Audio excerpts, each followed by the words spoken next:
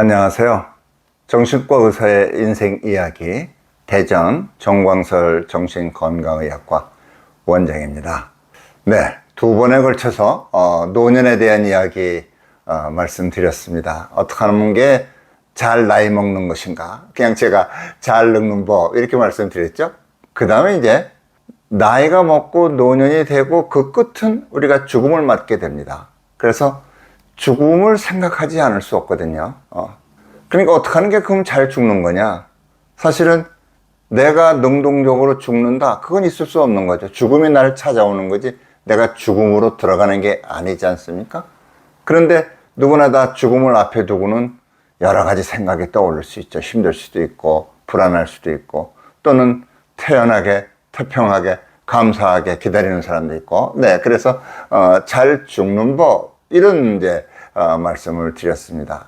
이제 우리가 잘 나이 먹고 그 다음에 이제 노년을 맞이하고 삶의 마감에 이제 도달해서 죽음을 맞이하고 그랬을 때 가장 이제 중요한 게 뭐냐, 노년이 얼마나 건강하고 얼마나 행복하냐, 그런 얘기가 아닐까, 이런 생각을 해 봅니다. 그래서 오늘은 이제 정리하는 그런 마음으로 건강한 노년 또는 행복한 노년, 이런 주제로 말씀을 좀 드려볼까 합니다.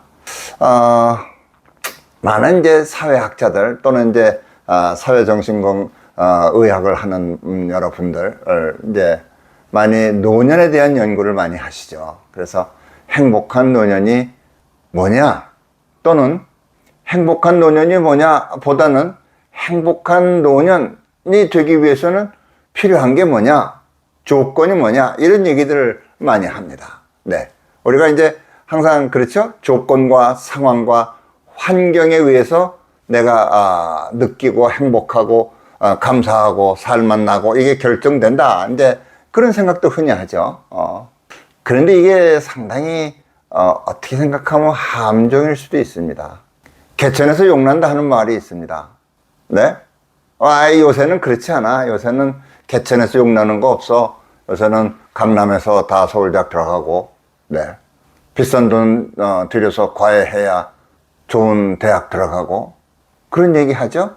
그런데요, 지금도 개천에서 용나는 사람들이 있습니다. 그리고 뭐가 용이냐? 좋은 대학 나와서, 소위 말하는 인류대학 나와서 인류 대기업에 취업하거나 그래서 돈 잘 벌거나 그러면 그게 용 된 거냐? 아니면 어느 곳에 있든지 이웃에게 선한 영향력을 끼치면서 가치 있고 행복한 삶을 일구고 또 주위에 그런 선한 영향을 미쳐서 함께하는 많은 사람들이 행복한 가치 있는 삶을 일구고 갈 수 있게끔 도와주는 그런 사람이 용된 사람이냐? 이제 그건 좀 가치관에 따라 좀 다를 수가 있죠. 네. 제가 정신과 의사로서 이렇게 환자들을 쭉 만나고 그러다 보면요, 참 뭐라 그럴까요? 참 이렇구나라고 느끼는 게 많이 이렇게 이제 와 닿을 때가 있습니다. 사회적으로 봤을 때는, 진짜 사회 경제적인 그런 레벨로 봤을 때는 뭐 결코 중간 미들급도 되게 어려운 그런 어려운 형편에 있는 사람이지만 아주 밝은 얼굴로 행복하게 자신의 삶을 받아들이고 그런 분들이 계세요. 나이 들어서 이제 오셔요. 몸이 여기저기 불편하고 때로는 이제 힘든 상황에 닥쳐서 마음이 힘들어서 이렇게 정신과 의사한테 도움을 요청하고 오시긴 하지만, 그러면서도 상당히 그 얼굴 표정이, 얼굴에서 드러나는 빛이 굉장히 밝은 분들도 계세요. 그런데 또 다른 한편은 사회 경제적인 여건이 아주 좋은 분임에도 불구하고 상당히 어두운 분들이 계세요. 경우에 따라서는 어느 한 가지 일에, 한 가지 본인의 마음에 들지 않는 그런 일에 이렇게 생각이 계속 꽂히다가 스스로 생활을 마감하는 그런 분들도 경험할 수가 있게 됩니다. 그래서 건강한 노년, 행복한 노년을 위해서는 어떠한 조건이 반드시 꼭 중요한 것만은 아니다, 이런 생각이 들면서도, 그렇지만 또 그 조건을 무시할 수는 없죠. 많은 분들이 그런 말씀들 하십니다. 경제력이 있어야 돼.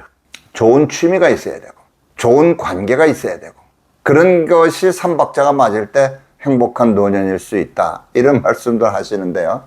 글쎄요, 그런 조건이 나를 행복하게 해주는 게 아니라 그런 조건을 내가 어떻게 받아들이느냐가 행복하냐 안 하냐에 더 중요한 부분이 아닐까, 이런 말씀을 드리고자 합니다. 제 경험을 한 말씀 드려볼까요?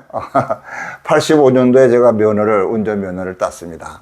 그리고 이제 그땐 레지던트 이제 전공의 할 때이기 때문에 차를 구입할 그런 형편은 못 됐죠. 근데 우리 이제 저 공부하던 병원의 부과장님이 6년 탄 차를 폐차시키려고 그런다 그래요.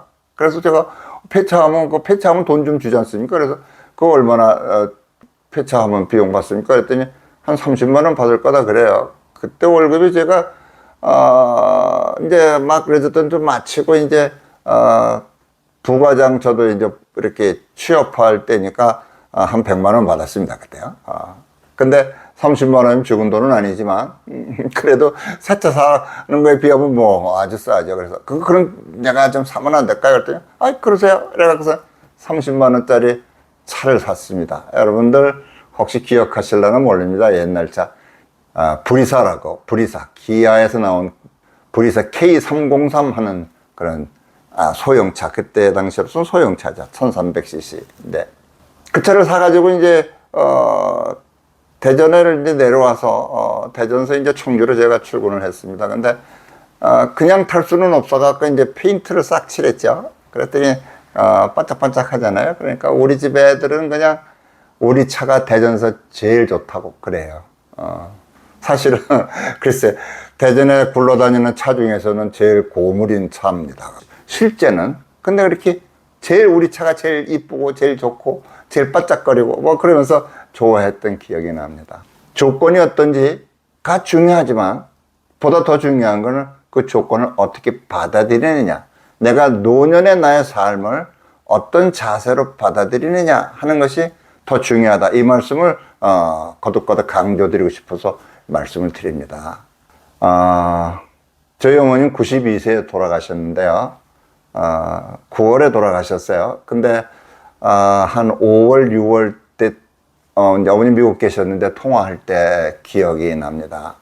우리 어머님은 맨날 기도하셨어요. 밤에 자다가 하늘나라 갔으면 좋겠습니다. 기도하는 우리 형이 미국에 있는데 아주 가난한 그런 은퇴 목사거든요. 그러니까 내가 뇌출이라도 오고 풍이라도 오고 그래서 중환자실에 들어가면 어떡합니까? 나 자다가 그냥 조용히 하늘나라 갔으면 좋겠습니다. 이게 맨날 저녁 때마다 하시는 기도래요. 근데 이제 저하고 통화를 하면서 하시는 말씀이 아침에 눈을 뜨면 박수를 3번 치신대요. 그래서 우리 엄마 이제 큰일 났구나. 저희 정신병원에서 갑자기 박수 치는 병도 있거든요.